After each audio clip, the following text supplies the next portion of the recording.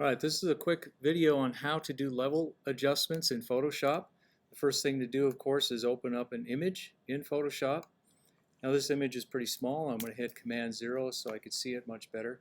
Now you're going to want to adjust the levels under this panel right here, Adjustments, because that will put it into the Layers adjustment.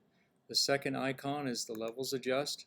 Generally what you're looking for there is where the sliders are. The one on the left is the dark shadow slider, the one on the right is the highlights. In this case, you're going to want to move this over until there's actually something on the screen, something on the graph, and then you can do a mid-tone adjustment until you get the results you want. Let's do that with another one. I'm going to take this little city scene, again, zoom in so I can see what I'm doing. Under Adjustments, I want to choose Levels. What you're looking for on this graph, this levels graph, is if there are gaps at either end. If there is a gap, like in this case on the right, you're going to want to slide the slider until it comes to the foothills of the mountain, so to speak.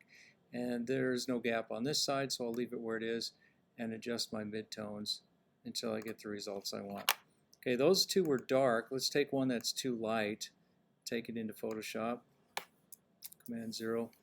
Now when I click on the level adjustments on this one, you'll see that the gap is on the left side. That's because basically there are no shadows, no dark areas on this photo. So I'm going to close the gap until it registers about there and then adjust the midtones until I get the results that I want.